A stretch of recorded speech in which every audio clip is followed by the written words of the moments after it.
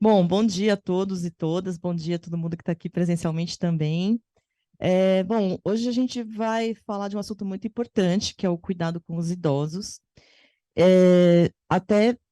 Ressalvo que esse assunto é de interesse, né? É um assunto que a gente nota que é de interesse geral aqui na Justiça Federal, porque a gente, tanto os servidores como os magistrados, eles costumeiramente entram jovens na faixa entram aqui na instituição, né, através de concursos jovens, na faixa entre 25 e 30 anos, e nós ficamos muito tempo aqui, até nós mesmos ir aposentarmos, envelhecermos, mas também é dentro dessa carreira aqui que a gente acaba casando, tendo filho, e vendo também os nossos pais envelhecerem, né?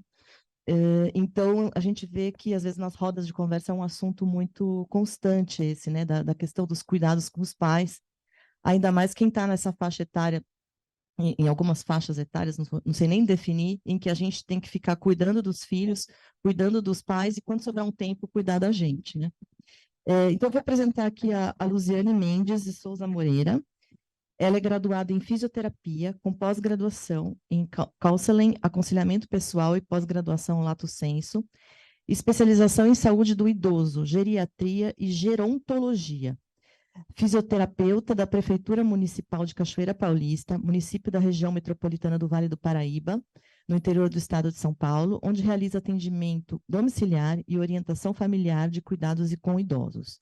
Ministra cursos de capacitação de cuidadores de idosos familiares e profissionais nas modalidades presencial e online. Já atuou como docente e coordenadora do curso de capacitação para cuidadores de idosos na Rede de Desenvolvimento Social Canção Nova, como fisioterapeuta da Prefeitura Municipal de Campo Belo, Minas Gerais, onde coordenou o Núcleo de Apoio à Saúde da Família e como docente nas faculdades de enfermagem e fisioterapia da Unifenas, em Minas.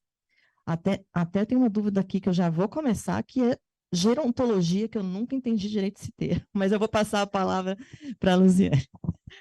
Muito obrigada, doutora. Bom dia a todos os que estão aqui presentes. Bom dia a você que nos acompanha pela modalidade online. Então, vou começar explicando essa dúvida, né, que a doutora já apresentou.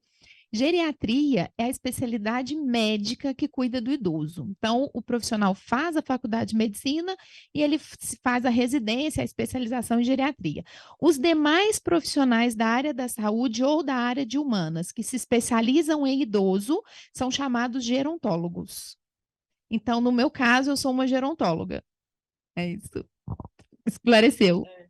Muito bem. Eu peço licença, eu vou ficar em pé, gente, eu não consigo falar sentada. Vamos, então, como foi, né, a proposta do tema, conversar sobre o cuidado com idosos. E exatamente como foi dito, né, na apresentação, não somente aqui no TRF as pessoas estão envelhecendo, mas é a realidade do Brasil que está cada vez mais idoso, né? Eu trouxe aqui um esboço de um gráfico que a gente vai comprovar isso na prática, mas talvez hoje a maior necessidade nossa seja o que eu acredito que a maioria do público que esteja me acompanhando agora seja a realidade também de cuidado com os pais, né? Como a doutora disse. Realmente é uma realidade que tem ficado muito latente no Brasil e a tendência é que fique ainda mais. Porém, nós brasileiros estamos agora começando a nos despertar e nos orientar para essa necessidade que na Europa já é muito gritante, né? Mas a gente vai ver que isso, os primeiros relatos de necessidade com idosos, é bíblico.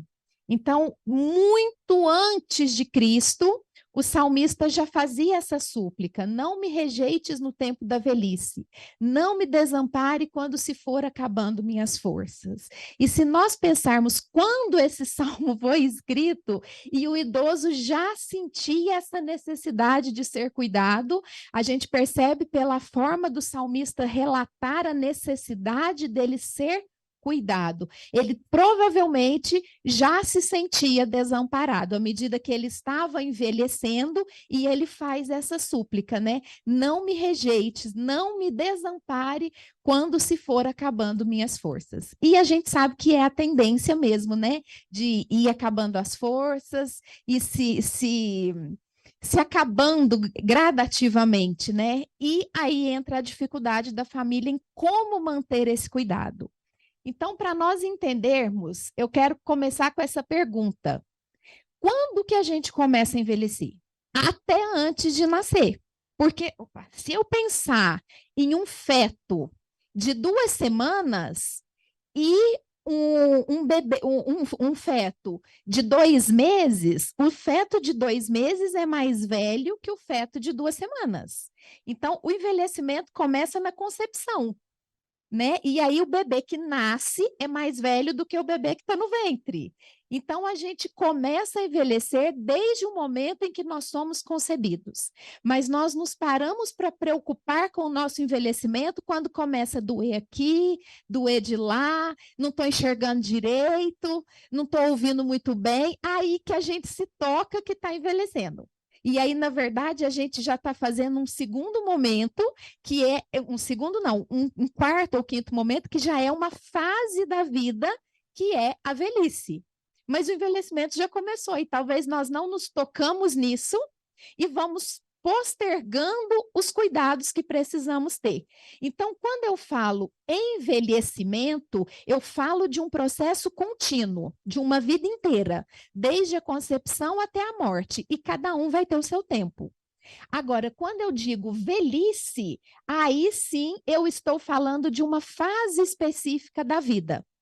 E que aí nós temos no Brasil, a partir de 60 anos, nós entramos nessa fase. Né? Aqui, por essa imagem, a gente vê que as fases são gradativas, e a partir de 60 anos no Brasil, nós entramos então na velhice. A expectativa de vida no Brasil tem crescido muito. Então, dados bem recentes da ONU vai nos apresentar que, ó, em 1950, a expectativa de vida no Brasil era de 48 anos. Então, já era considerado velho, com 48 anos. Né? E em 2019, olha lá, isso sobe para 75,3 anos. Então, cresceu muito. E a que se deve esse crescimento da expectativa de vida do brasileiro? Os avanços, né, da medicina, das áreas de saúde em geral, não somente a medicina, mas toda a área de saúde, todos os recursos que a medicina tem, o avanço da farmacologia, então, exames que dão mais precisão em diagnósticos, consequentemente, tratamentos mais acertados. E aí a gente vai ver que, por causa da pandemia, nós tivemos uma queda em 2021, né, bem justificada pela realidade que nós vivemos no mundo. Atualmente, a expectativa de vida volta a subir para 76 anos, né? E espera-se que em 2100 o brasileiro deve alcançar a média de 88 anos. Então, isso está crescendo muito, né? Por isso, essa necessidade de nós sabermos nos cuidar e cuidar dos que já estão lá nessa fase. É importante, quando nós falamos no processo de envelhecimento, nós conhecermos alguns termos que são fundamentais na geriatria e na gerontologia, né? Nos cuidados em geral com o idoso. A sigla ABVD são atividades básicas de vida diária. Então, nós consideramos literalmente como o nome diz, as atividades que são básicas. A capacidade que a pessoa tem de realizar tudo isso aqui sozinha. Esse é o ponto. Ela é capaz de se alimentar, de usar o banheiro, escolher a roupa que vai vestir, arrumar-se e cuidar da higiene pessoal, manter-se continente, ou seja, ela sente vontade de ir ao banheiro, ela consegue segurar, se deslocar até o banheiro para usar o banheiro corretamente. Então, tudo isso, né, tomar banho, andar e transferir-se, porque ele pode estar, por exemplo, numa cadeira de roda, mas ele tem essa capacidade de sair da cadeira de roda, se transferir para uma poltrona, voltar da cadeira de roda para a cama. Então, isso são as atividades básicas de vida diária que são fundamentais para a manutenção de um envelhecimento saudável. E nós temos as atividades que a gente chama instrumentais de vida diária. São as atividades que exigem um pouco mais de complexidade. Então, gerenciar as próprias finanças, usar um transporte, seja público ou privado, né? Capacidade de dirigir, tomar um ônibus, pegar um Uber, usar um táxi, fazer compras, preparar as refeições, usar o telefone e outros aparelhos de comunicação, as redes sociais, por exemplo, né? Hoje, gerenciar as próprias medicações e manter a realização das tarefas domésticas e de casa. E aí a gente vê que já existe uma diferença. Nós vamos encontrar idosos muito aptos para as atividades básicas e não tão aptos para as atividades instrumentais. E qual é o foco do cuidado com o idoso? Qual é o foco do processo de envelhecimento? Mantermos as duas o máximo de tempo possível. Então, o nosso papel enquanto cuidadores é promover isso para o idoso. Eu preciso estimular que ele faça. E sabendo que isso é necessário, eu preciso me empenhar para eu ser capaz de realizar isso o máximo de tempo possível. Então, isso a gente diz de cuidados muito básicos com o idoso. Nós temos também dois termos que são bastante usados e muito confundidos. Autonomia e independência. São dois termos que a maioria das pessoas acham que são sinônimos. E para nós, na geriatria e na gerontologia, não são. Qual que é a diferença de autonomia e independência? Se nós pensarmos em autonomia, eu estou dizendo da capacidade que eu tenho de administrar a minha própria vida. Eu sou capaz de tomar as minhas próprias decisões, decidir por mim mesmo aquilo que eu quero ou que eu deixo de querer. Isso é autonomia. Independência é a capacidade que eu tenho de realizar as minhas decisões. Então, eu posso ser uma cadeirante completamente autônoma, mas eu sou dependente, porque eu estou numa cadeira de roda. Eu posso, o contrário, ter uma doença de Alzheimer, onde eu consigo tomar meu banho sozinha ainda, consigo trocar minha roupa, consigo ir ao banheiro, mas eu não tenho autonomia, porque eu já não sou mais capaz de decidir por mim mesma. Porque uma doença de Alzheimer, por exemplo, tira a minha autonomia. Então, a autonomia é essa habilidade de controlar, lidar e tomar decisões pessoais, como se deve viver diariamente de acordo com as suas próprias regras e preferências. As próprias regras e preferências do idoso e não de quem cuida dele. E isso entra num confronto muito grande com a família, porque aí a família quer definir para o idoso. Se eu estou lidando com o idoso lúcido, a idade não é impedimento para o desenvolvimento da autonomia, para o exercício da autonomia, indiferente da idade. O que vai comprometer essa autonomia são as enfermidades. Mas se eu estou lidando com o idoso que tem lucidez, indiferente da idade, as suas próprias regras e preferências precisam ser respeitadas. E aqui na imagem a gente vê bem isso. São pessoas que talvez sejam dependentes, mas com autonomia. Né? E aí, o conceito de independência é a capacidade de realizar as atividades sem a ajuda de outra pessoa, necessitando, para tanto, de condições motoras e cognitivas suficientes para o desempenho dessas tarefas. Então, é a capacidade de execução, é a prática. A autonomia, muitas vezes, é a capacidade de decisão. Então, um se difere do outro. Ficou bem claro isso? Ok? E aqui dois termos também que são bem diferentes, que é a capacidade funcional e a capacidade cognitiva. A capacidade funcional diz da funcionalidade, ou seja, o quanto ele é capaz de realizar as suas atividades básicas, as suas atividades instrumentais, o quanto ele tem autonomia e independência. Então, quanto mais ele tem capacidade das atividades básicas e instrumentais, autonomia e dependência, maior a sua capacidade funcional. A capacidade, então olha lá a definição, a capacidade funcional, manutenção de realizar as atividades básicas e instrumentais necessárias e suficientes para uma vida com independência e autonomia. Quando eu falo em capacidade cognitiva, eu já estou falando em transformar o conhecimento em habilidade. Então, eu já exijo mais uma capacidade do cérebro, que pode não estar ligada à funcionalidade. Então, vai habilidades mentais e cerebrais como percepção, atenção, associação, imaginação, o juízo, o raciocínio e a memória. Então, o idoso que é capaz de memorizar, ter atenção, comunicar-se bem, ser criativo e ter planejamento. Aqui cortou um pouquinho, mas é a capacidade de planejamento. E essa capacidade de planejamento, ela acontece desde as coisas mais simples daquela dona de casa que acorda e ela sabe que hoje é dia dela fazer o café, ela vai lavar a roupa, depois ela vai lavar o quintal, ela tem capacidade de se planejar. Então, isso é a capacidade cognitiva. E os dois últimos... não, terminamos a terminologia. Alguma dúvida sobre esses termos? Está bem claro?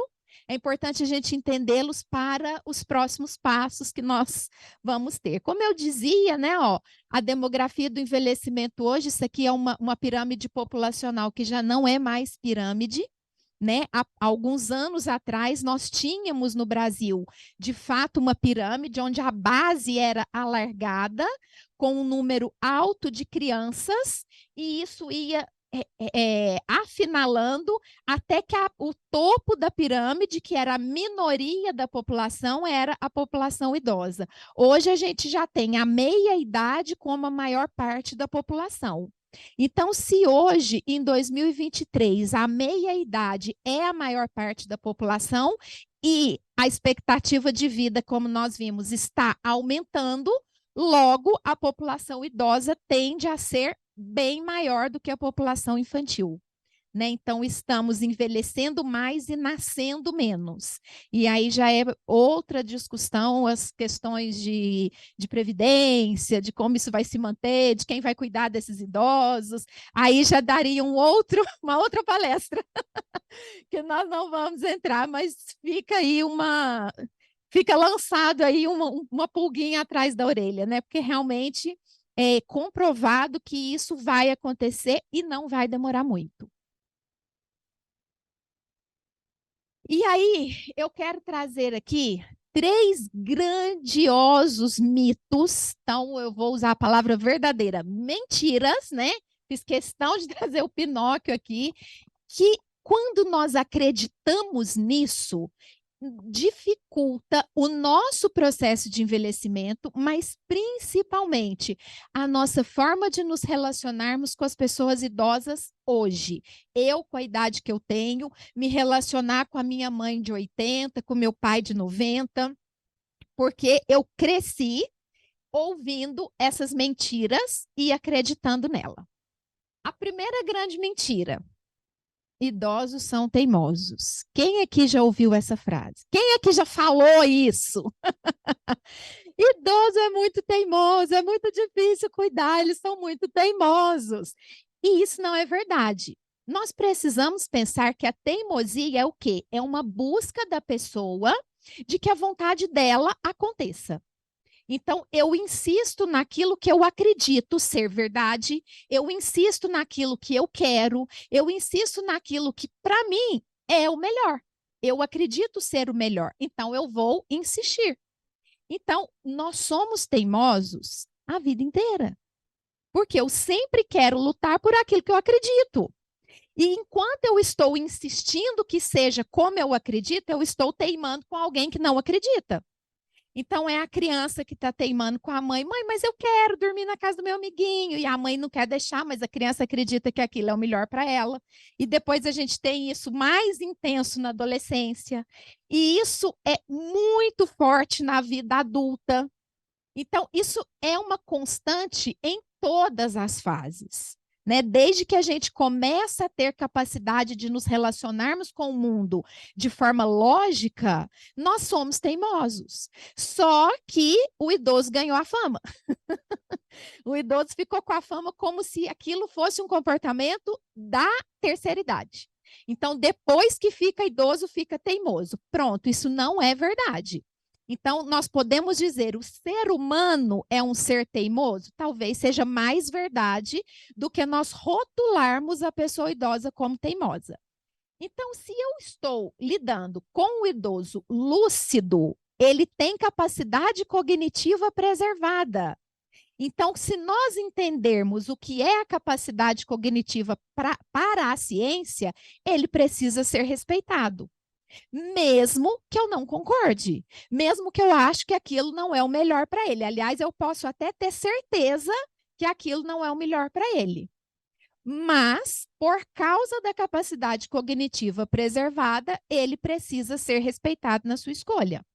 Se eu estou lidando com um idoso que tem alguma demência, nós vamos entender mais para frente o que são essas demências, mas enfim, alguma capacidade cognitiva comprometida. Eu não falo que esse idoso é teimoso. Por quê? Porque ele está doente. Então, é aquele idoso com Alzheimer que toda hora fala assim: que horas que nós vamos embora para casa? Que horas que você vai me levar embora? Que horas que eu vou embora? Mãe, a senhora está na casa da senhora, essa aqui é a sua casa. Não, aqui não é minha casa, eu quero ir embora para minha casa. Ela não está teimando, ela está doente. Na cabeça dela, a verdade dela é que aquilo ali não é a casa dela. E ela não lembra que já te falou 50 vezes que ela quer ir para casa. Então, ela vai falar 51, mas na verdade, para ela, é sempre a primeira vez. A gente caracteriza a teimosia na insistência. Agora, se esse idoso está insistindo, essa insistência é para mim, que sou lúcida. Para essa pessoa que está doente, é sempre a primeira vez que ela está falando. Eu posso chamar ela de teimosa? Ela está dizendo pela primeira vez: que horas que você vai me levar para minha casa? Que horas que nós vamos embora? Pela primeira vez, mesmo que seja a 100ª. Então, não é teimosia, é enfermidade, é uma doença. Mas e aí? Como nós podemos agir diante dessas realidades, né? E se tratando do idoso lúcido, o caminho é o diálogo. O caminho é a verdade. Olha, pai, o senhor não quer ir ao médico, o senhor está perdendo muito peso, eu estou muito preocupada com o quanto o senhor perdeu peso. Pode ser um câncer de intestino, essa perda de peso tão intensa, pode ser uma diabetes que está desenvolvendo, pode ser um câncer de pulmão, tudo isso causa muita perda de peso, um câncer no estômago. Então, são doenças sérias, que se a gente for ao médico agora e tratar, pode ficar curado. Não, eu não quero. Ok, então você está disposto a assumir as consequências. Ah, Luziane, mas essa consequência vai cair em mim, que sou filho e vou ter que cuidar. É verdade. Mas a opinião do outro, que é lúcido, precisa ser respeitada até em se tratando da sua própria vida. E isso é muito duro para os filhos. É muito duro. Porque quando nós éramos cuidados por eles, eles nos obrigavam. Mas aí nós precisamos entender o quê? Os papéis de cada um. O pai tem essa obrigação de trazer o filho com aquilo que ele acha que é o melhor para o filho. Nós não somos pais dos nossos pais, mas nós nos comportamos como tal. Porque o desejo é o melhor. Eu quero o melhor para ele. Só que a gente foge do respeito à preservação cognitiva que essa pessoa tem e a tomada de decisão da vida dela, que é dela. Então, a gente entra numa questão de respeito. Respeito ao papel que eu tenho de filha e ao papel que ele tem de pai. Não importa a idade. Aqui nós estamos falando de capacidade cognitiva preservada. Então, sempre é necessário respeitar a escolha do outro, indiferente do que eu penso, do que eu acho. Eu conscientizo o outro. É isso, isso, isso. Ok, ok. Pode ser que nessa conversa você vai conseguir conscientizar e ele vai acatar a sua sugestão. Mas lembre-se que você está trazendo uma sugestão. Quando nós falamos do idoso com demência, nós estamos falando de uma enfermidade. Ele perdeu a capacidade cognitiva. Ele não tem autonomia mais. A doença rouba a autonomia. Então, o que eu preciso fazer? Eu preciso usar estratégias para driblar o comportamento insistente daquele idoso para eu conseguir fazer aquilo que é o necessário. E aí sim eu vou, entre aspas, né, não respeitar a sua escolha, porém de uma forma que seja, vou usar uma expressão assim, menos invasiva para esse idoso. E aí existem técnicas para isso que a gente utiliza, né? Que é exatamente o meu trabalho, é orientar as famílias em como aplicar essas técnicas no idoso que tem alguma demência. Então, a partir de hoje, você que está aqui, você que me acompanha, não vamos mais usar essa expressão. O idoso é muito teimoso. Mentira, todos nós somos, tá? A outra grande mentira é essa aqui. Vocês já disseram isso?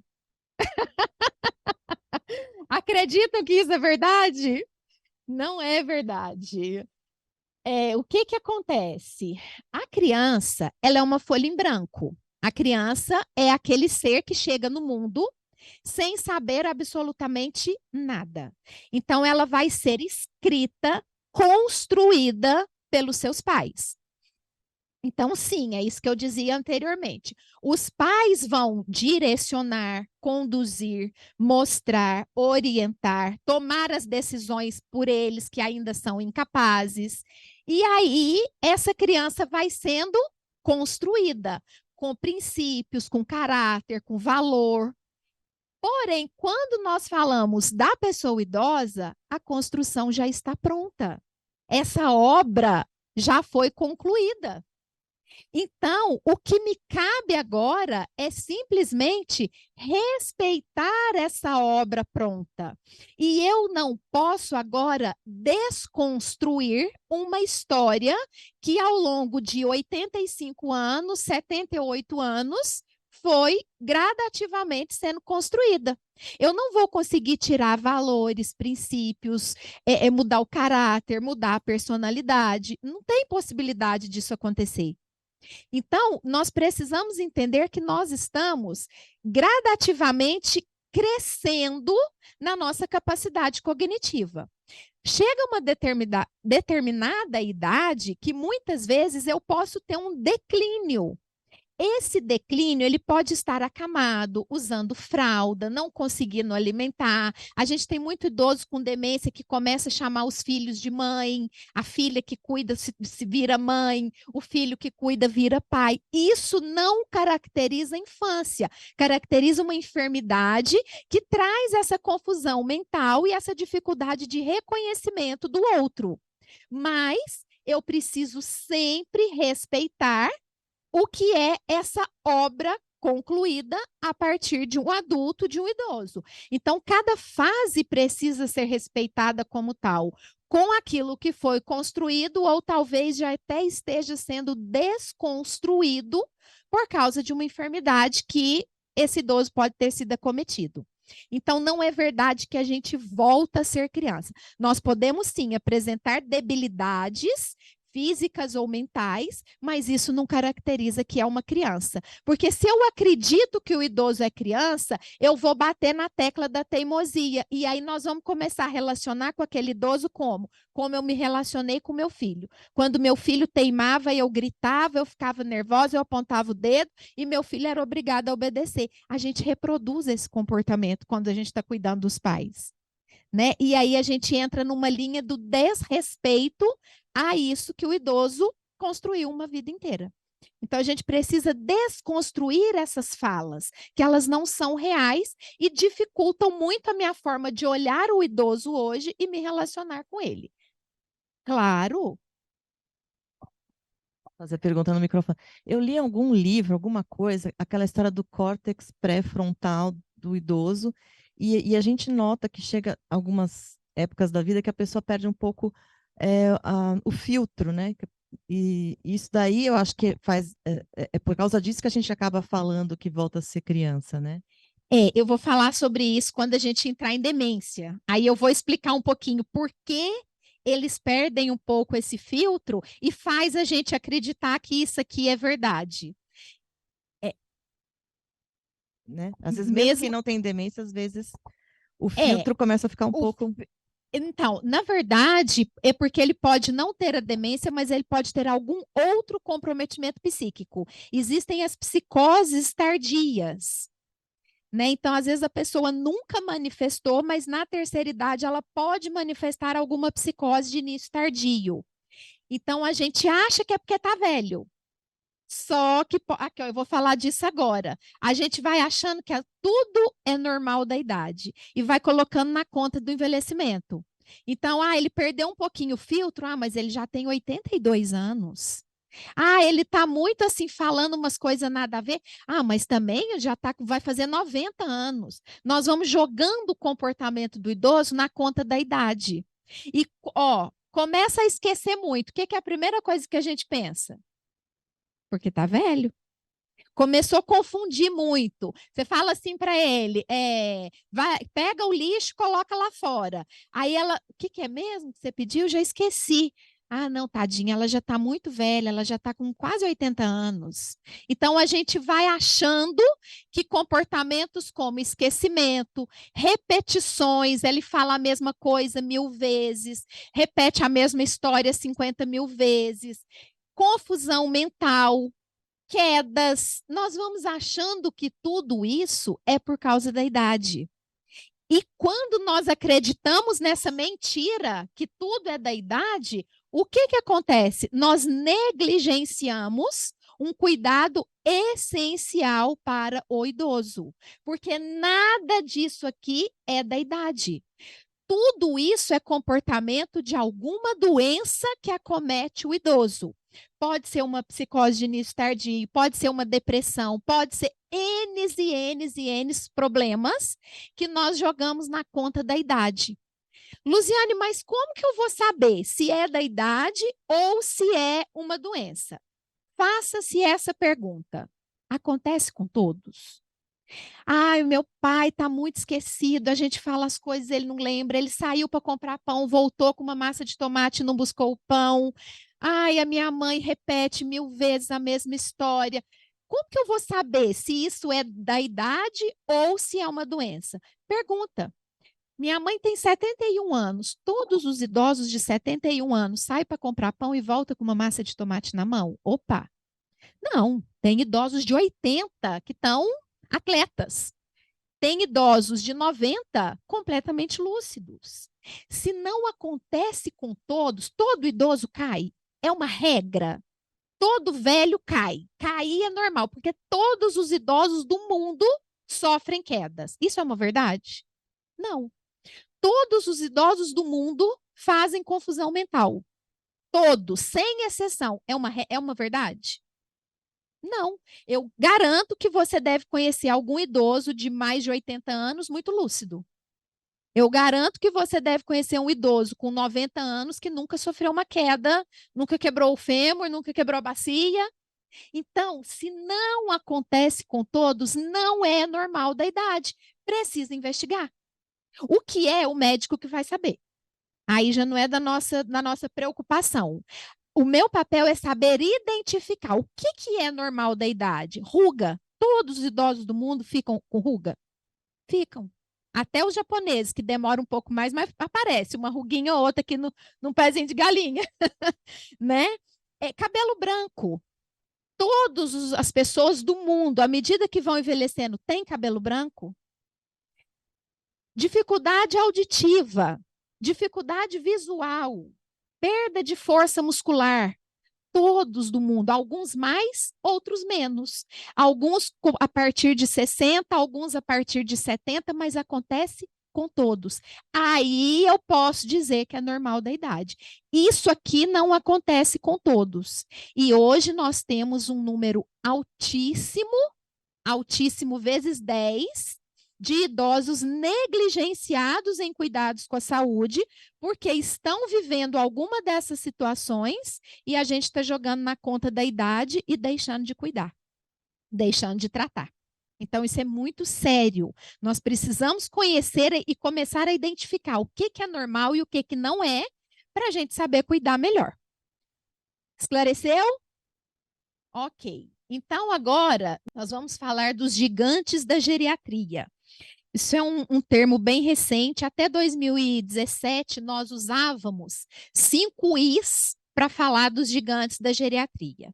Uma geriatra canadense com estudos bem recentes, e esse ano, no Congresso Brasileiro de Geriatria e Gerontologia, que aconteceu aqui em São Paulo, chegou com força total esse novo conceito dos gigantes da geriatria, que são os 5 M's. O que é isso? São os 5 pontos fundamentais que nós precisamos olhar em nós, para o nosso envelhecimento saudável, mas principalmente quando a gente cuida de alguém. Então, o que seriam os 5 M's? A multicomplexidade. A gente sabe que com o envelhecimento, as células começam a trabalhar de forma mais lenta, o corpo começa a trabalhar de forma mais lenta. Então, nós vamos, com o envelhecimento, adquirindo diversas enfermidades. Quanto mais velho vai ficando, mais vai aumentando a caixinha de remédio que a gente usa, né? E aí sim, eu posso dizer que isso é da idade? Posso, porque é um fator biológico. A alteração de funcionamento orgânico traz enfermidades próprias do envelhecimento.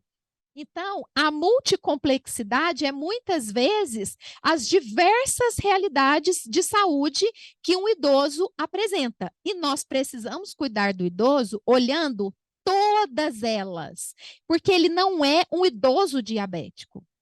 Ele é um idoso diabético, com colesterol alto, com pressão alta e com osteoporose. Então, se eu olho ele fragmentado, eu posso comprometer o tratamento e o cuidado de saúde com ele. Nós temos também outro cuidado fundamental em se tratando de idoso, que é a mobilidade. A mobilidade, ela compromete a funcionalidade, que nós dizemos lá atrás do que é a capacidade funcional.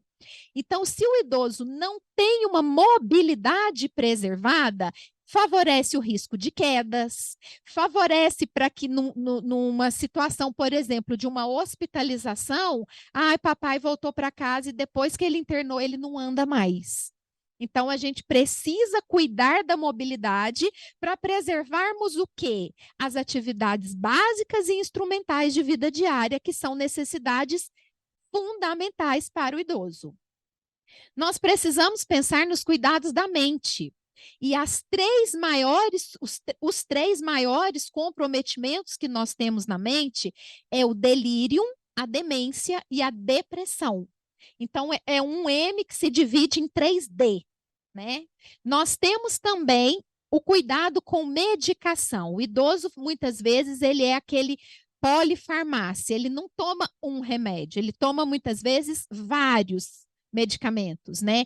E essa interação de vários medicamentos pode provocar o que nós chamamos de iatrogenia, né? Que você dá uma medicação para uma coisa, mas ela acaba promovendo outra por causa de um efeito colateral. Aí você vai tomar um remédio para combater aquele efeito colateral. Então o negócio vai virando uma bola de neve. Então, o cuidado com a medicação para a gente evitar essa polifarmácia e evitar os riscos de iatrogenia. Isso é fundamental. Por isso, o que é o ideal quando se fala em cuidados com o idoso? Ele ter um médico. Ele ter um geriatra que gerencia o cuidado com a saúde. Se necessário, o geriatra vai falar: olha, dona Maria, preciso que a senhora procure um ginecologista para ver essa situação específica.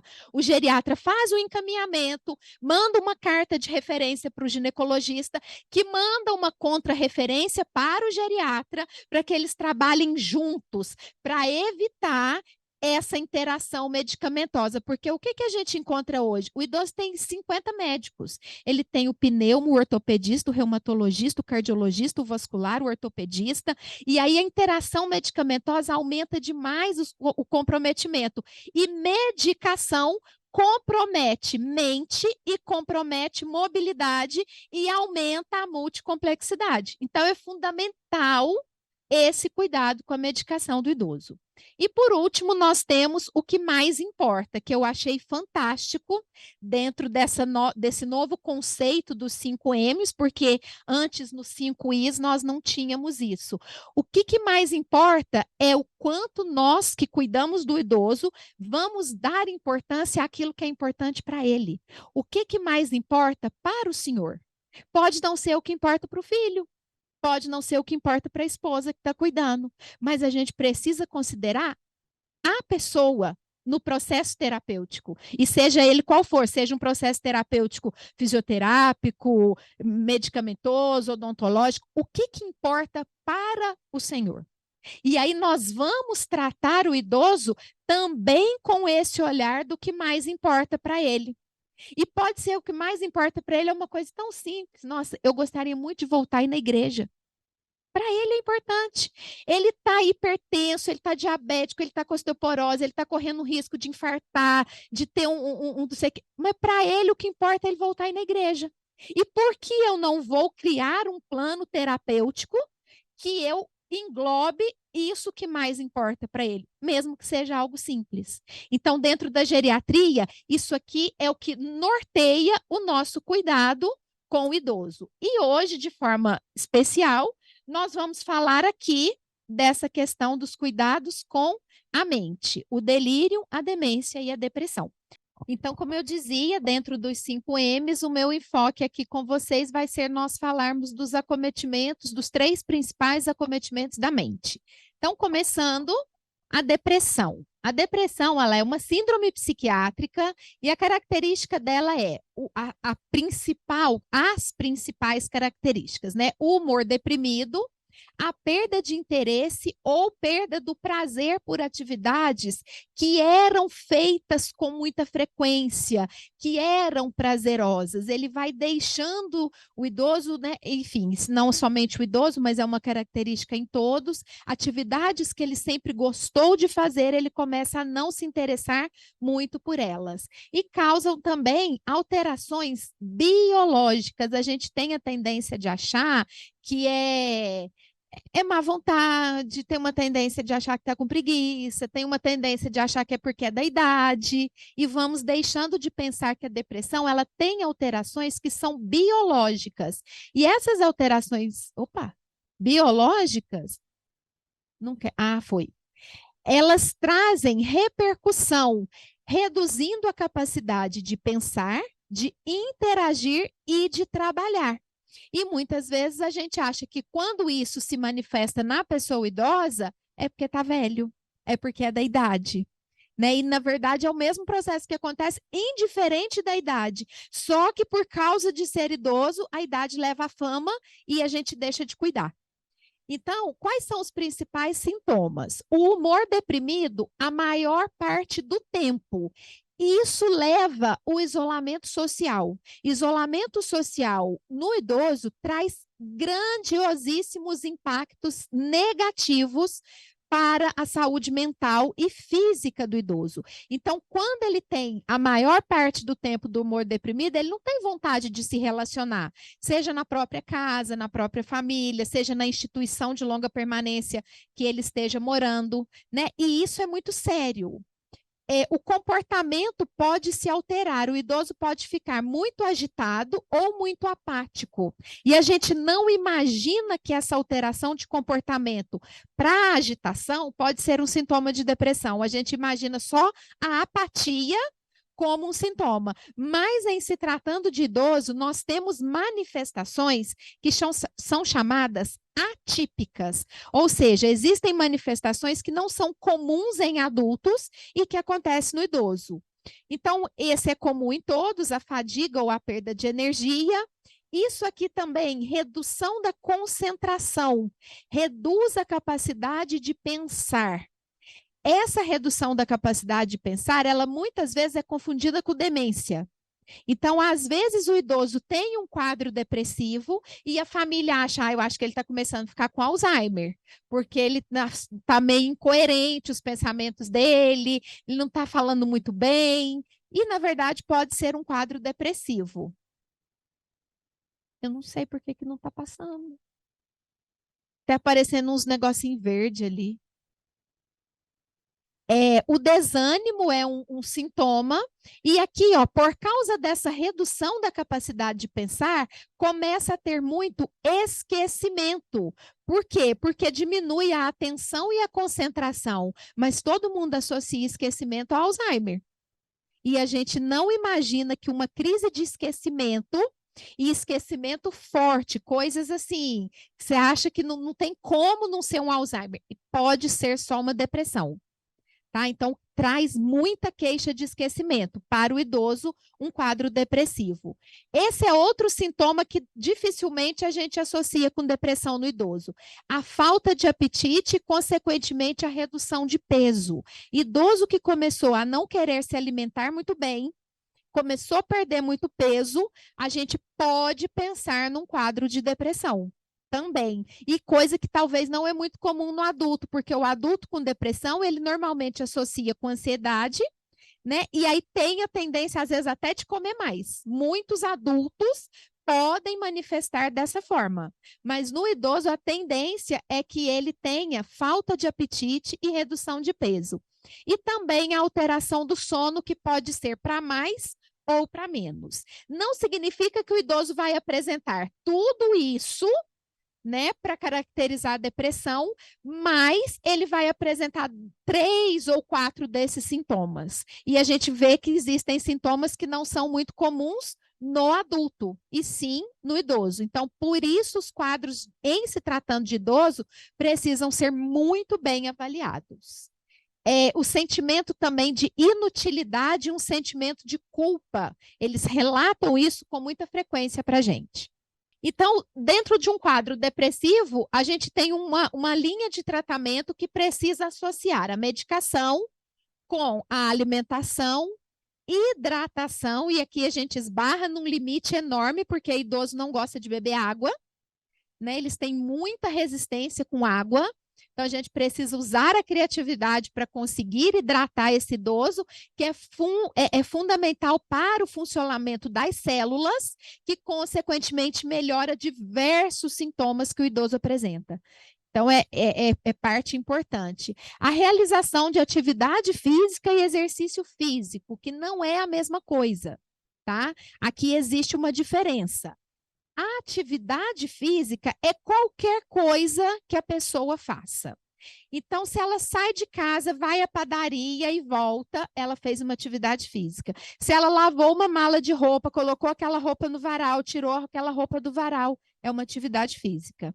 O exercício físico é algo direcionado. É quando você vai na academia, que o instrutor te orienta, você vai fazer tantas séries, com tantas repetições, com uma carga tal. É quando você vai na aula de natação, no pilates, na hidroginástica. Isso é um exercício físico. Ele é direcionado. Pode ser que num quadro depressivo a gente não consiga levar de imediato o idoso para um exercício físico por causa do sintoma do isolamento social.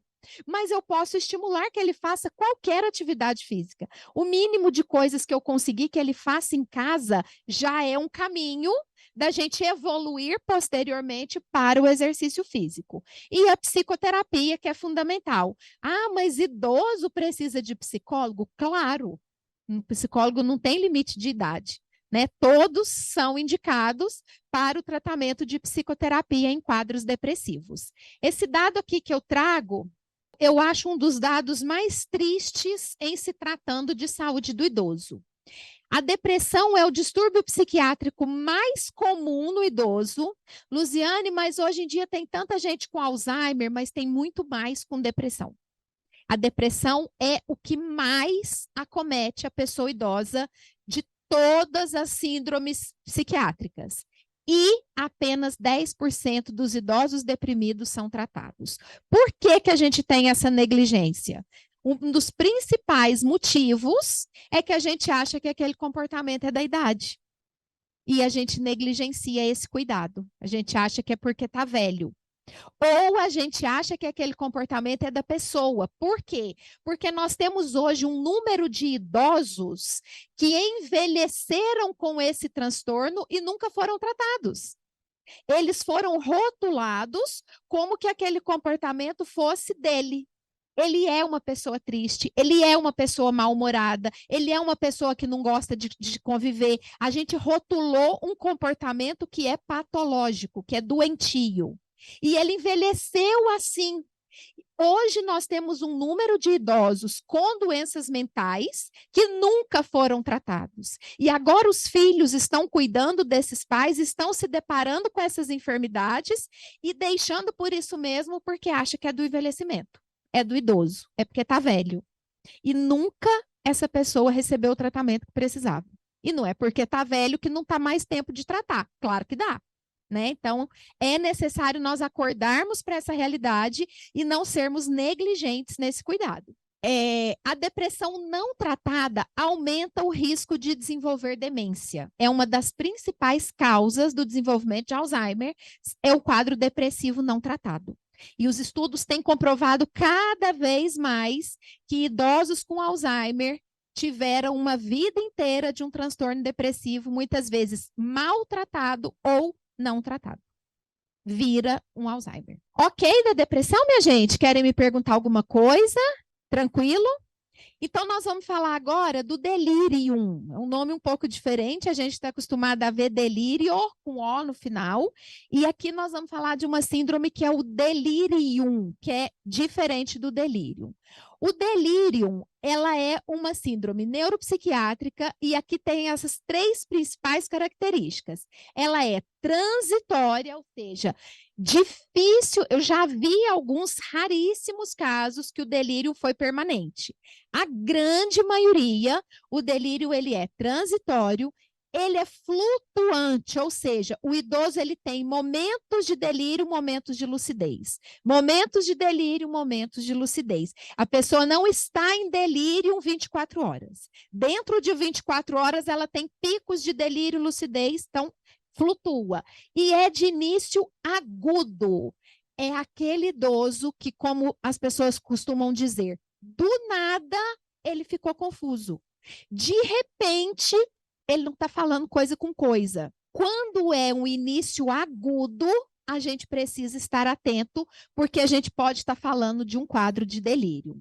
Então, o delírio, ele engloba a disfunção cognitiva global. Lembra das capacidades cognitivas que eu dizia? Memória, linguagem, criatividade, planejamento, execução. Então, a função cognitiva vai estar comprometida, altera o estado de consciência e, por último, o déficit de atenção. São as três principais dimensões acometidas num quadro de delírio. Então, quais são as possíveis causas de delírio? Delírio é muito diferente de demência, só que a gente põe tudo num balaio só. Delírio é tratável. Se de repente o idoso apresenta uma alteração de comportamento, existe uma causa. Quando eu descubro essa causa, trato, aquela condição mental dele volta ao normal. Então, olha, eu tenho como causa distúrbios metabólicos, pode ser alteração hormonal, alteração orgânica mesmo do metabolismo. Podem ser, o que é mais comum de causar delírio é isso, quadros de infecção. Que tipo de infecção pode causar delírio? Qualquer uma. Infecção de urina, pneumonia, infecção na gengiva, qualquer infecção. Qualquer. Eu já tive paciente com otite que manifestou com delírio. Dor de ouvido, infecção de ouvido e que o sintoma foi delírio. Doenças cardíacas, hepáticas, o AVC pode manifestar com delírio. A gente imagina que um adulto que sofre um AVC, ele vai desmaiar, ele vai ter sintomas físicos. O idoso pode ter uma confusão mental e ser um quadro de AVC, simplesmente manifestado com confusão mental. Medicamentos pode provocar também delírio. Quadros de pós-operatório também, junto com os quadros de infecção, está entre os mais comuns. O paciente sai do centro cirúrgico, fica aquele tempo na observação e quando está na UTI para recuperação, eles fazem uma confusão mental absurda. E aí é bem comum por causa disso. Múltiplos procedimentos hospitalares. Quanto mais coisa ligada no idoso, é sonda, é acesso, é não sei o quê, aí mais chance dele desenvolver um delírio. Falta de alguns nutrientes, né? Carência nutricional, câncer, traumatismos, desordens do sistema nervoso central, das mais diversas, fecaloma. Intestino preso no idoso causa confusão mental. É a coisa assim que todo mundo fica assustadíssimo quando a gente traz essa realidade. E é mais comum do que a gente possa pensar. Quando o intestino não está funcionando bem e a gente tem ali um acúmulo daquelas fezes e aquelas fezes ficam petrificadas, difíceis de serem eliminadas. Nós adultos vamos dizer, eu estou com desconforto abdominal, estou sentindo uma cólica, minha barriga está dura. O idoso não vai te dizer isso. Ele vai ficar confuso. Ele pode começar a falar coisa que não tem nexo, ele pode começar a ter alucinação, ele pode começar a sair da casinha. E pode ser simplesmente por causa do intestino preso.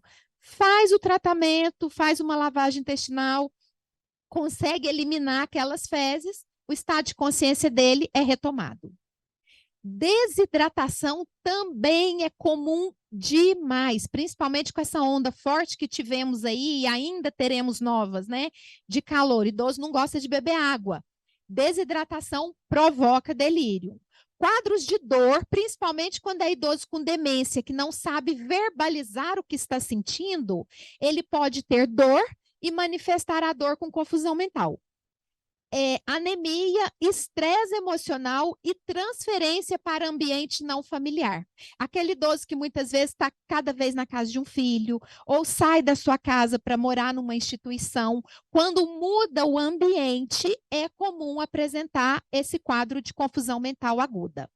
Então, qual que é o quadro clínico? Ele vai apresentar um distúrbio de compreensão.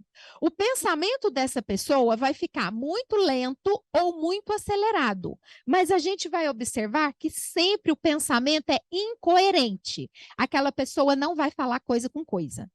E é um idoso que do nada começou com isso, mas agora vocês viram, não é do nada. Olha quantas coisas podem estar acontecendo que leva a isso aí. Ele vai ter desorientação temporal e espacial.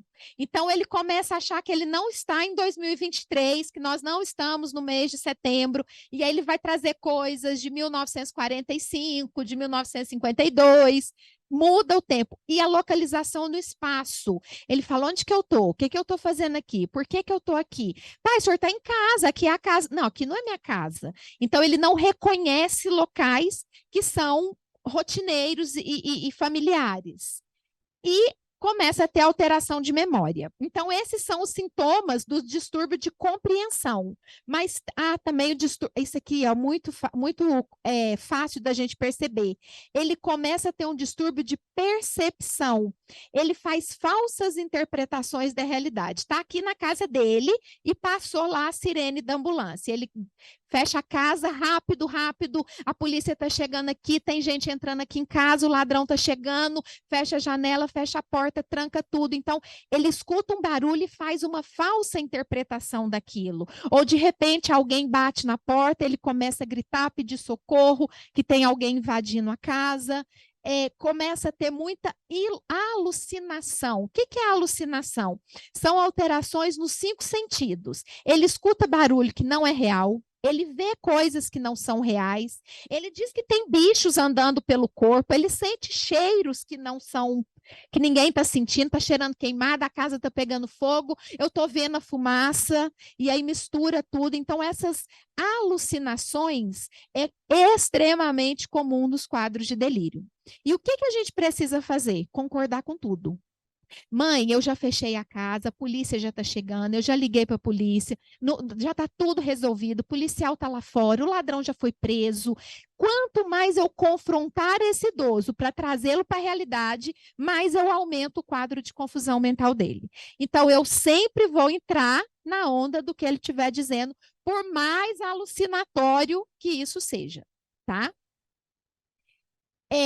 O distúrbio de atenção, distúrbios psicomotores, ele pode ficar extremamente parado, aquele idoso que senta e ele fica no nada, assim. Pai, tô falando com o senhor. Pai, o senhor quer jantar?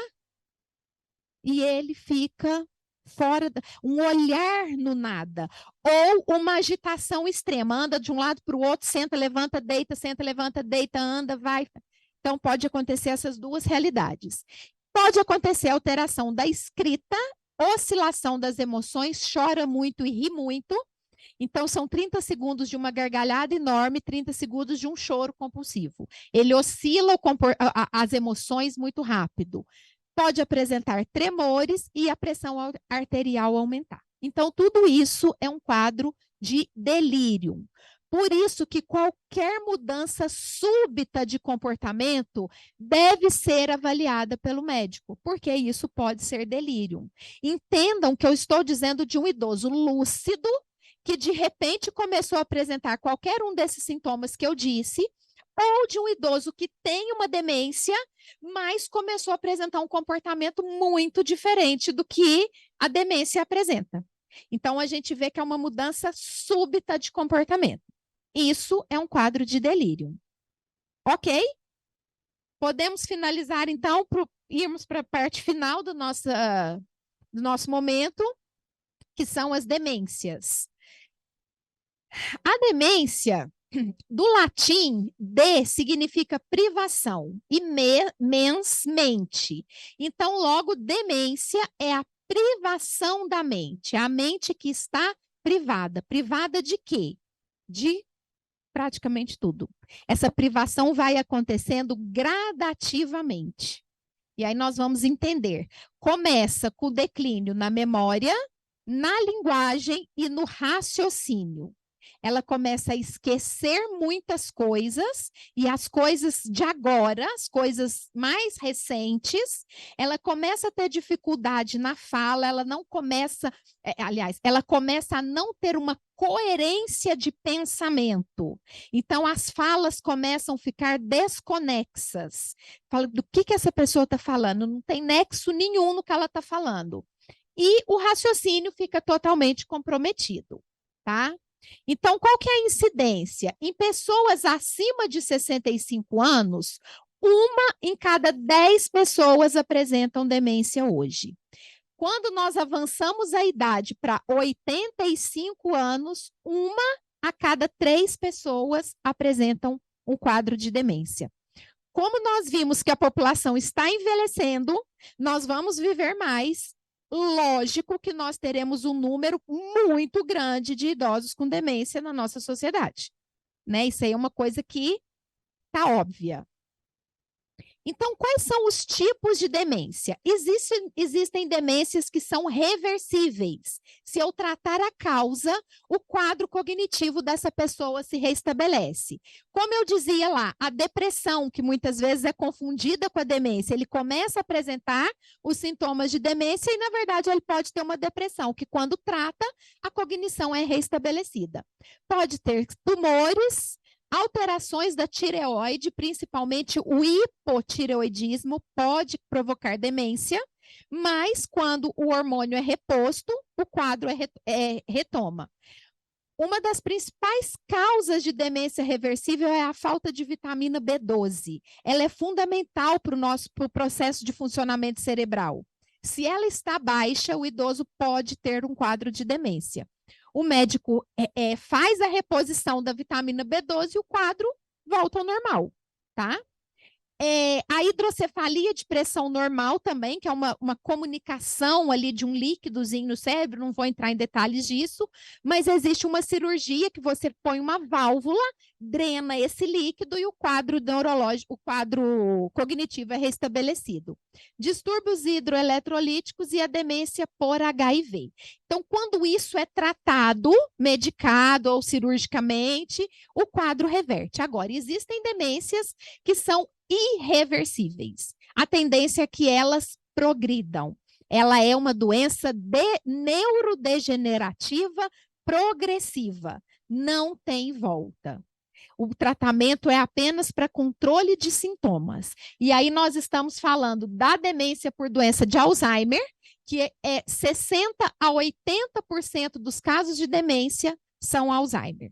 E não existe só Alzheimer. A gente tem uma tendência de achar que todo paciente que tem demência é porque tem Alzheimer. Demência e Alzheimer não é a mesma coisa, porque demência envolve diversas doenças. Demência é um sintoma de várias doenças. Então, entre elas, nós temos a doença de Alzheimer, nós temos a demência por corpos de Levy, que 10% dos quadros de idosos com demência não têm Alzheimer, mas têm demência por corpos de Levy. Os sintomas mudam. O comportamento é diferente, a manifestação da doença é diferente. Tem sintomas parecidos? Sim, muita coisa é parecida, mas tem coisas que são específicas. A gente tem a demência frontotemporal, que é o que a senhora havia me perguntado, que é essa área frontal do cérebro que é comprometida, e por causa do comprometimento dessa área frontal, que é a área do cérebro responsável por fazer os filtros. É por causa dessa área que eu sei o que é certo e errado, o que pode, o que não pode, o que deve, o que não deve. Quando essa área é comprometida, eu não tenho mais capacidade de julgamento. Então, eu começo a fazer coisas que são inapropriadas, mas eu não tenho condição de julgar o que é certo e errado. Então, o comportamento sexual fica muito alterado, começa a tirar roupa em público, começa a ter até mesmo insinuações sexuais com pessoas da família, com cuidadores, na rua, é por causa desse comprometimento. A gente tem a demência vascular, que é causada por alterações na circulação do cérebro, né? E a gente tem demência mista. A pessoa pode ter Alzheimer e demência vascular junto, que é o mais comum de acontecer, ter 2 tipos de demência. A gente tem também a demência por doença de Parkinson. O idoso, quando tem o Parkinson, é comum, com o avanço do Parkinson, quando já tem muitos anos de doença de Parkinson, ele pode desenvolver demência também, tá? 30% a 40% das pessoas com Parkinson pode desenvolver demência. Não vai acontecer com todos, mas é comum. Quanto mais tempo de Parkinson, mais chances de desenvolver a demência. Então, como é que funciona a nossa memória? A primeira parte da memória é a aquisição e o registro da informação. Vocês estão aqui agora me ouvindo, estão adquirindo um conhecimento. Qualquer coisa para ficar memorizada, eu preciso adquirir. Eu adquiro o conhecimento através dos 5 sentidos. Eu vejo, eu ouço, eu sinto cheiro, eu sinto, né, alguma coisa em mim. Tudo é forma de aquisição da informação. Essa informação que eu adquiri, ela vai ser consolidada ou retida no meu cérebro. E para isso eu preciso dormir bem. Quanto melhor a qualidade do meu sono, mais eu aumento a retenção das informações. Por isso que quem não dorme bem não tem uma boa memória. A retenção da informação depende da qualidade do sono. E, por último, eu vou, então, depois que eu adquiri o conhecimento, ele está consolidado na minha cabeça, eu consigo recordar aquela informação. Eu vou lá dentro e recupero aquela informação que eu preciso. O que acontece no processo da demência? Aqui em verde, eu trouxe o hipocampo. Essa é a área do cérebro onde as informações são armazenadas. A nossa memória está aí no nosso hipocampo. Então, ele é dividido em vários tipos de memória. Nós vamos falar da memória declarativa episódica, que ainda tem 3 subtipos. A memória de reconhecimento imediato, a memória de eventos recentes e a memória remota. O que é a memória de reconhecimento imediato? Eu falei com a Mariana pelo WhatsApp. Quando eu olhei ali, vi você é a Mariana. Imediatamente eu reconheci por causa da foto do WhatsApp que eu vi nela. Eu olho esse objeto, imediatamente eu reconheço que ele é um microfone. Isso é a memória de reconhecimento imediato. A memória de eventos recentes é eu me lembrar, nossa, há uns meses atrás, a Mariana fez contato comigo pelo WhatsApp, me convidando para estar aqui hoje. Então, eu lembrei de tudo isso a hora que eu olhei na Mariana. E a memória remota é lá daqui 10 anos, que, nossa, um dia eu tive lá na EMAG, em São Paulo, falando. Aquele fato está registrado. Então, a memória passa por tudo isso. O que acontece quando a gente é acometido por uma demência? A primeira parte da memória que a gente perde é a de eventos recentes. Então, eu posso olhar na Mariana, lembrar da Mariana, mas eu posso não lembrar que um dia ela me mandou um WhatsApp me convidando para estar aqui. Então, quando o idoso está na fase inicial da demência, principalmente demência de Alzheimer. Corpus de Levy, por exemplo, não tem muito acometimento da memória. E às vezes é mais difícil diagnosticar, porque os sintomas são outros. Mas no Alzheimer, que é a demência mais comum, a memória de eventos recentes fica bastante comprometida. Então, ele começa a não lembrar de coisas simples. À noite, ele não lembra que ele almoçou. Na hora do almoço, ele não lembra que ele tomou café de manhã. Então, os eventos que aconteceram na vida dele recentemente vai se apagando. Depois, ele fica com a memória de reconhecimento imediato comprometida. Ele perde essa memória. Os neurônios dessa parte, dessa memória, eles vão perdendo as conexões. Então, é a hora que ele olha um objeto, eu não sei o que é isso. E objetos que são comuns, que são rotineiros do dia dele. Olha no rosto das pessoas, eu não sei quem é essa pessoa. Não reconhece aquela face, né? E a última memória que ele perde é a memória remota. E a família fica louca. Como que ele lembra de quando ele era criança na roça e não me reconhece? Mas são memórias diferentes, são áreas diferentes aqui dentro do hipocampo. Essa área foi acometida e essa ainda não, mas vai ser. Ainda não. Então é normal que eles não se lembrem que ontem a filha veio visitar, mas ele se lembra que quando ele tinha 15 anos, ele caiu do cavalo na roça, numa poça de lama, e te conta isso com uma riqueza de detalhes, e te conta isso 50 vezes. Porque a memória remota está preservada, e a memória recente não está. Se a memória recente não já está comprometida, vai chegar para ele e falar assim, por que você está com essa sacola? Aí você me responde assim, é porque eu vou entregar ela para a Mariana. Aí eu vou vir aqui, vou te entregar isso aqui, vou voltar aqui e falar assim, por que você está com essa sacola? Eu não lembro o que eu falei para ele, a minha memória recente está comprometida. Então, ele repete a mesma fala 1 milhão de vezes por causa disso aqui. Esse comprometimento da memória recente que gera esse sintoma da repetição. E saber disso faz com que a gente cuide deles com um pouco mais de empatia. A gente entende que não é de propósito, é uma degeneração neuronal, os neurônios estão degenerando, tá? E aí, quais são os sintomas? A desorientação no tempo e no espaço, eles não reconhecem mais o tempo atual, volta só no passado e se perdem. Por quê? Porque eles não reconhecem o lugar. Então, se perdem na rua. Dependendo do avanço da doença, eles se perdem dentro de casa. Você fala assim, vai lá na cozinha e pega um copo de água. Ela chega no corredor e olha para todos os lados da casa e não sabe onde é a cozinha, né? A agnosia, que é a dificuldade de reconhecer objetos, olha um determinado objeto e não sabe o que é a função daquele objeto, para que ele serve.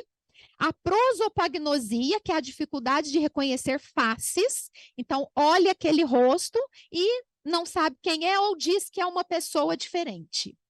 A afasia, que é a dificuldade na fala. Apraxia, que é a dificuldade de realizar tarefas que são sequenciadas. É aquela costureira que sempre chegou ali no quartinho de costura dela, sabia que tinha que abrir o pano, colocar o molde, recortar, marcar com coisas sequenciadas. Picar a verdura, picar a cebola, amassar o alho, colocar o óleo na panela, aquela sequência de movimentos. Eles já não conseguem mais realizar esses movimentos sequenciados, não se lembra mais como que faz. Dificuldade de realizar cálculos, né? Mesmo cálculos simples, que é a acalculia, não consegue mais aprender novas informações. E é aqui que nós, cuidadores, surtamos. Porque eu quero que ela aprenda que o banheiro é aqui e não ali. Ela tem que fazer xixi aqui, não é aqui. Ela não aprende. Não está mais, porque ela não tem... Para eu aprender, eu não dependo da aquisição da informação e retenção. A aquisição de informação está ligada à minha memória imediata. Eu não tenho memória imediata, como que eu vou aprender? E a gente fica exigindo isso deles. Mãe, eu não sou a sua irmã, eu sou sua filha. Mãe, eu sou sua filha. Ela não aprende, não adianta você querer dizer, tá? E alterações de comportamento e personalidade. Personalidade do idoso com demência muda. O idoso que sempre foi muito manso, muito calmo, pode ficar muito agitado, e o contrário também é verdadeiro. O idoso que sempre foi muito agitado, na demência ele pode ficar muito manso. No envelhecimento saudável, não tem alteração de personalidade. A gente envelhece como a gente é. Então, aquele adulto chato, difícil de conviver, vai ser esse idoso. E aquele adulto bonzinho, legalzinho, e vai ser esse idoso também, tá? Na demência, a gente pode ter alteração. E a perda da autocrítica, ele perde, né? Ali a gente falava do lobo frontal. Eu não sei mais o que é certo e errado, o que pode e não pode. Então, na prática, como que isso funciona? Dificuldades para executar tarefas que ele sempre executou, só que eles negam. Existe um outro sintoma que eu não pus aí, que é a azonognosia, que é a negação dos sintomas. O tempo todo, os idosos com demência, eles estão negando essa verdade. Eles não querem aceitar a limitação, porque na fase inicial eles conseguem entender. Filha, eu não sei o que está acontecendo comigo, minha cabeça está estranha. Eles relatam isso. Eu estou muito esquecida. Eu não sei o que está acontecendo. E aí eles começam a negar isso. Então, eles não querem ir no médico, não querem tomar remédio, porque é uma forma de negar a doença. E muitas vezes a família, né? A gente até conversava isso também. Muitas vezes a família também entra nesse processo de negação. Então, o que é um sintoma? É aquela cozinheira que começa a simplificar demais o cardápio. É aquela costureira que fala assim: ah, mas agora esse tipo de roupa eu já não faço mais. É aquele contador que, quando chega na época do imposto de renda, ele já não quer mais assumir aquela quantidade de clientes, porque ele já não. Então, eles vão simplificando as atividades. É um sintoma. Esquece objetos, né? Esquece a chave. Uma coisa é você esquecer de forma normal. Porque se você precisa de atenção para reter a informação, se eu chego em casa, jogo o celular, jogo a chave e não prestei atenção, depois eu não vou lembrar onde ele está, mas por falta de atenção. Aqui não. Aqui é já o negócio. Eita. Aqui a situação já é mais delicada. Dificuldade de localização espacial, então eles se perdem. Esse sintoma é muito comum. Como eles não reconhecem o objeto, eles guardam em qualquer lugar. Depois não sabe onde está e acusa as pessoas de roubo. E aí eu acho que deve chegar aqui, aqui talvez não, mas em primeira instância deve chegar N's e N's questões em relação a idoso, porque idoso processado, porque está acusando a cuidadora de roubar, idoso enfim, e isso é muito comum. Ela olha o microfone e ela não sabe o que é. Ela vai pegar o microfone e jogar no cesto de roupa suja. A minha avó, por exemplo, a hora que ela terminava o almoço, ela jogava todas as panelas no lixo. Foi o sintoma inicial dela. Né? Ela pegava com comida ou sem, ia tudo para o lixo. Aí minha tia começou a achar aquilo estranho. Então, guardar objetos em local impróprio e acusar as pessoas de roubo é um sintoma muito comum na fase inicial. A baixa capacidade de julgamento, então, ele começa a se colocar em risco, isso aqui principalmente a questão de dirigir, que a gente vê que eles já não estão mais podendo, mas negam isso, insistem em dirigir e põem a vida deles e do outro em risco. A perda do bom senso por causa desse comprometimento frontal que eu dizia. Então, comentários indevidos, sexualidade alterada, trocar de roupa em público, isso começa a ser coisas comuns de acontecer, tá? Alteração da personalidade, eu já falei, subestimação de risco envolvidos em atividade. Claro que eu dou conta, eu sempre fiz. Eu fiz isso a vida inteira, por que agora eu não vou fazer? Né? Ok, se ele é lúcido, eu vou conscientizar ele do risco e beleza. Agora, se ele tem demência, não dá para fazer assim. Então, a gente precisa de estratégias para não deixar as situações de risco acontecer, tá?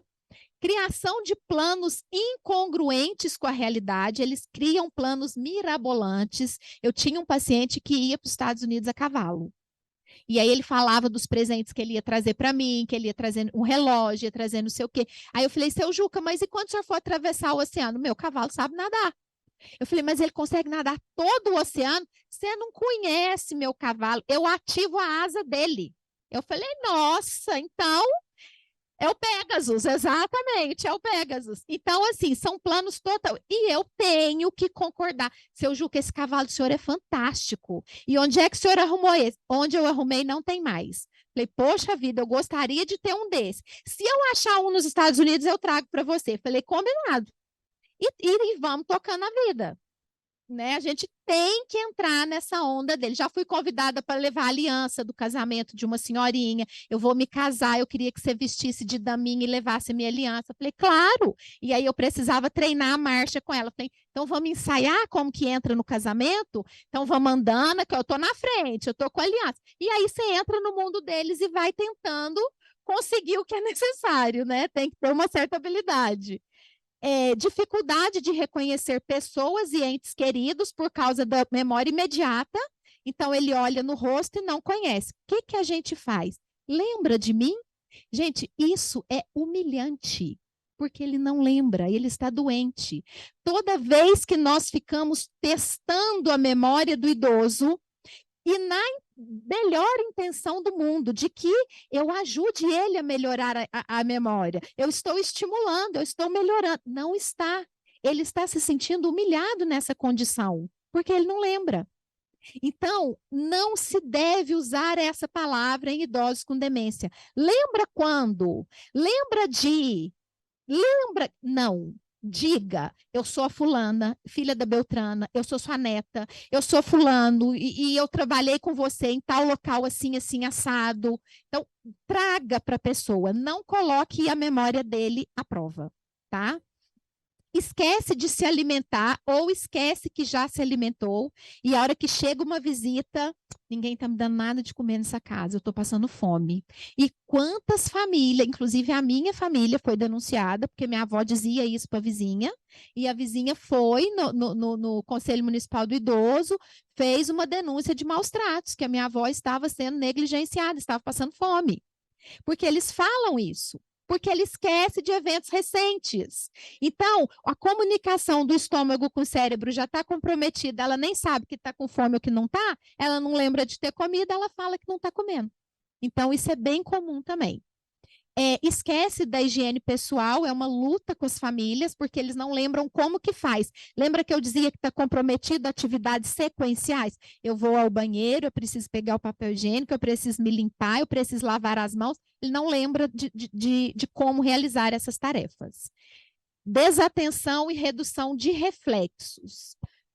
Isso aqui, a gente já está encerrando, é muito importante nós entendermos. Se ele tem uma dificuldade na fala, e no raciocínio, eles não conseguem expressar o que eles estão sentindo.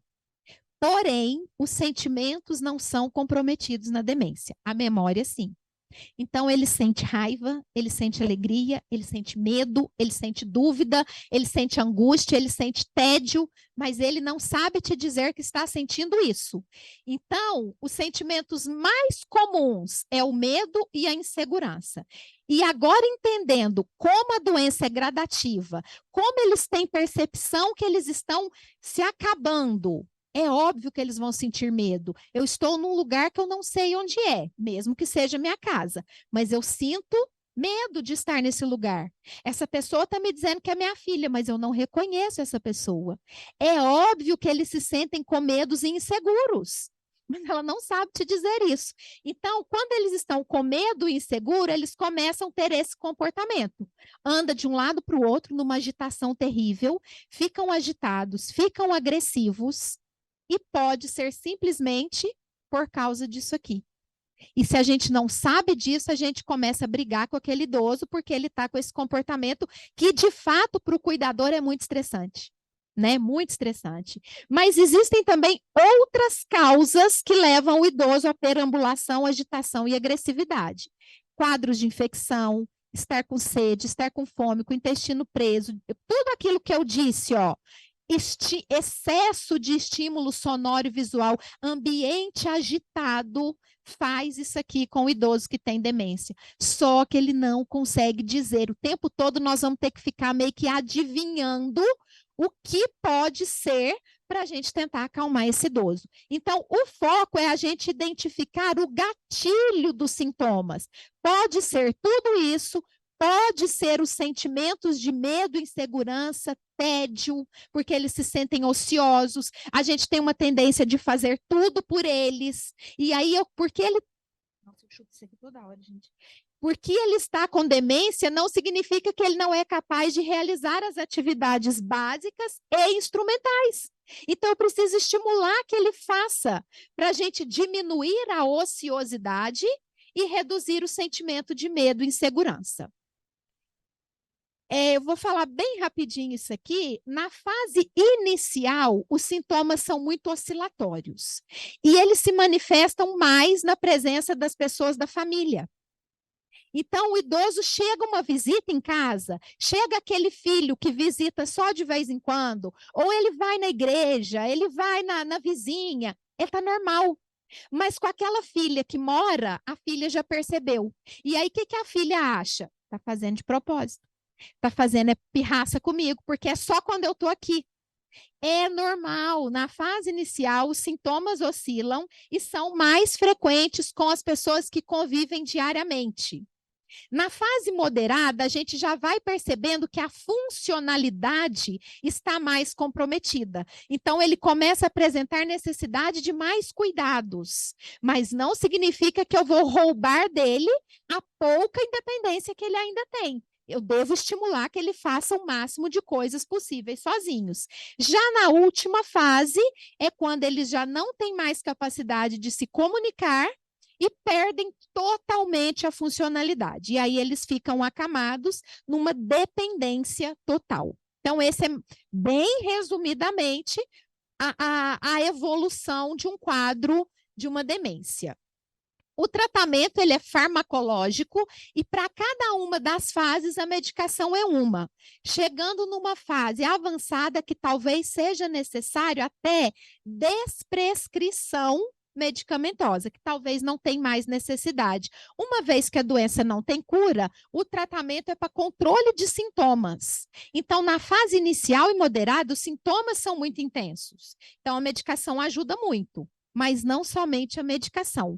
Os estudos científicos já estão mostrando que o tratamento não farmacológico é tão eficaz e necessário quanto o farmacológico. Então, são medidas que nós vamos aprendendo a partir da história do idoso, as condições prévias de saúde deles, condições psicológicas, o ambiente que ele vive, quais são e como são vivenciados os seus relacionamentos sociais. Nós vamos criando um plano terapêutico individualizado, não farmacológico, para o cuidado com esses idosos. É exatamente essa área que eu trabalho. Então, eu trabalho com as famílias, ensinando o tratamento não farmacológico. Como que eu me comunico com esse idoso?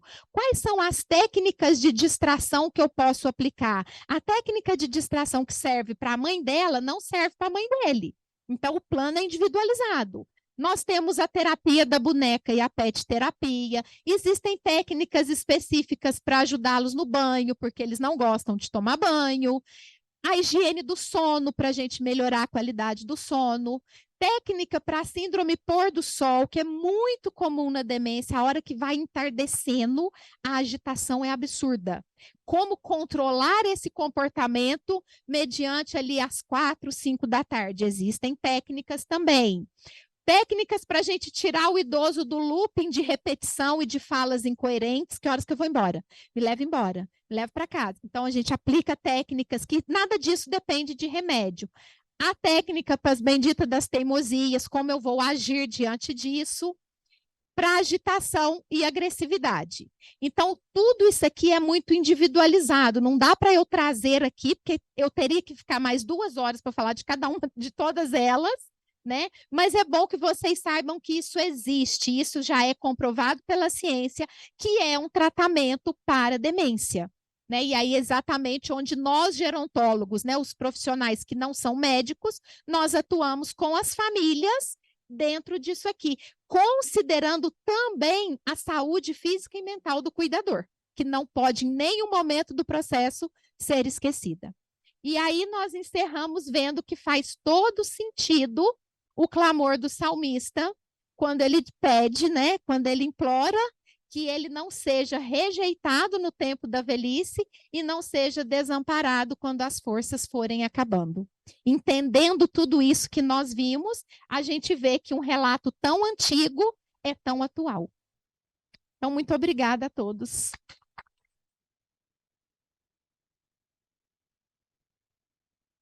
Claro, vou sentar, gente. Aí. Primeiro, queria agradecer a presença de todos, tanto a presença física como a presença virtual, em nome da IMAG.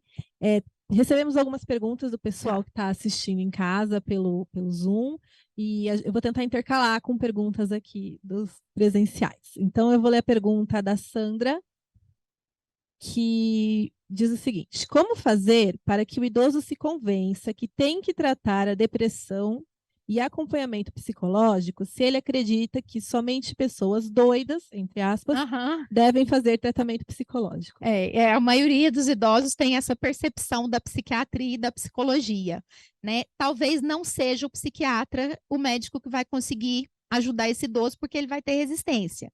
Então, talvez nós pensarmos em levar num geriatra, né? E aí a gente dizer, não, olha, nós estamos te levando por causa de ou trazer outras realidades, né? Para que ele entenda que ele não está indo tratar a questão psíquica, mas é importante o quê? A família fazer um relato para o médico longe do idoso. Então, eu sempre aconselho os familiares o quê? Mande um áudio de WhatsApp para a secretária e peça para o médico ouvir antes da mamãe entrar na consulta. Ou você faz um relato por escrito, passa no consultório antes da consulta, ou manda por e-mail, para que o médico entenda o olhar da família sobre aquele idoso.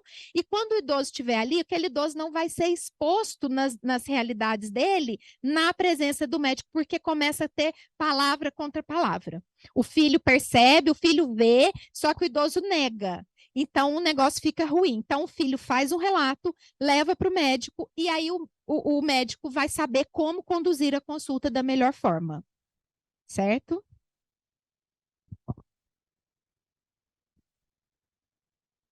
Oi. Tá funcionando? Sim, sim. Então, essa síndrome do pôr do sol aí, é interessante. Vocês têm ideia por que que acontece isso? Por que que a agitação é no cair da tarde? A psicologia traz que a noite, muitas vezes, é um momento de angústia para muitos idosos, né? A noite, ela se relaciona à solidão. Então, inconscientemente, eles fazem essa associação de noite e solidão. Então, à medida que o dia vai se pondo, o sentimento de medo e solidão, ele tende a ser mais intenso. Mas isso ainda são estudos e não se tem ainda um estudo efetivo que diga é isso, mas é fato que o entardecer aumenta muito os sintomas comportamentais dos idosos com demência. Por isso, essas técnicas não farmacológicas são essenciais, são fundamentais. Vou ler a pergunta agora da Ayla. Ela fez essa pergunta bem no comecinho, sobre a teimosia. Se a teimosia, podemos dizer que é em função das perdas que o idoso sofre. Normalmente em relação a toda a vida dele. Não é somente perdas, mas as diversas experiências vivenciadas e que estão registradas de forma consciente ou inconsciente, porque muitas vezes as nossas atitudes, elas não são conscientes. Eu não sei por que eu faço isso, mas eu faço. Então, existem registros inconscientes que levam a determinados comportamentos. Então, muitas vezes é por experiências de vida que levam a esses comportamentos. Oi. Olá. Primeiro eu queria agradecer, né, pela palestra, pela exposição da sua fala. E agora eu queria saber o seguinte, para nós que estamos aí entrando nessa fase, Sim. como atenuar, como se cuidar para que não não chegue chegue nisso. nessa situação. É muito interessante sua pergunta, porque a ciência já comprovou, e diversos estudos, e estudos muito recentes, inclusive deste ano de 2023, foram apresentados no Congresso Brasileiro, trazendo que a demência, que o Alzheimer pode ser prevenido em 40% dos casos, mesmo que a sua genética favoreça o surgimento da doença. Então, quais são as formas de prevenção? O controle das doenças de base. Controlar diabetes, obesidade, hipertensão, colesterol alto. O controle dessas doenças de base, ele é fundamental na prevenção de Alzheimer. Então, esse é o primeiro ponto. O segundo ponto, que está ligado ao controle dessas doenças de base, é a prática de atividade física. A prática de atividade física controla todas essas doenças e faz algo que tem sido bem novo esses estudos, mas que estão comprovando que quanto maior o índice de massa muscular você tem, menor o risco de desenvolver demência, principalmente a massa muscular de perna, essa musculatura da coxa. Então, treinar de forma assim, musculação mesmo, que eu estou dizendo. Claro que dentro da sua condição. Ah, mas eu tenho uma artrose, eu tenho uma hernia de disco. É direcionado para a sua condição. O treino resistido, que a gente chama treino de força muscular, ele é uma grande forma de prevenção. Outra forma de prevenção é tratar a depressão, que eu citei, né? Idosos deprimidos tratados têm muito menos chance de desenvolver a demência. E estimular a interação social. Eu li um estudo que foi feito, esse não é tão recente, eu não me lembro agora a porcentagem exata, mas era uma porcentagem alta de idosos que tinham demência e que ao longo da vida nunca mantiveram relações sociais saudáveis. Então, manter vínculos de amizade, vínculos sociais, isso é fundamental. Seja no trabalho, na igreja, no banco da praça, enfim, né, com os vizinhos, no condomínio. As relações sociais, ela é um fator que preserva o desenvolvimento de Alzheimer. Então, relacionamento social, controle de doença de base, atividade física, controle da depressão, está entre os principais itens necessários para a prevenção. E funciona. Acho que dá tempo de mais uma. Da Verônica, ela pergunta se a demência frontotemporal pode se manifestar em pessoas jovens como sintoma de outras doenças raras, neurodegenerativas, ou se é só para idoso. Não, a demência frontotemporal é a que mais acomete pessoas mais novas. A gente tem o Alzheimer precoce, que pode aparecer antes dos 60 anos, mas a demência frontotemporal tem registros na literatura a partir de 45 anos. Pode acontecer sim, principalmente a frontotemporal, que para mim é uma das mais desafiadoras de cuidar. Ok? Bom, muito obrigada, então, Eu que agradeço Luziane. o convite. Foi muito bom estar Obrigada. com vocês. Eu que Foi agradeço. ótimo. Aí quero deixar o convite aí, eu tenho uma página no Instagram, uma página no Facebook, no Instagram e um canal no YouTube. E ali diariamente, constantemente, hoje a Mariana deve ter me encontrado por lá, né, Mariana? Foi ele que me encontrou? Eu estou constantemente ali, diariamente, dando dicas bem práticas para o cuidado com idosos. @ luziane.cuidando de idosos. Tá? Então, por ali vocês vão se conectar diariamente comigo e o meu canal no YouTube, luziane.cuidando de idosos. Fácil de lembrar. Fácil, é o mesmo login. Tá Tá ótimo. bom? Muito obrigada. Muito obrigada, então tá encerrado.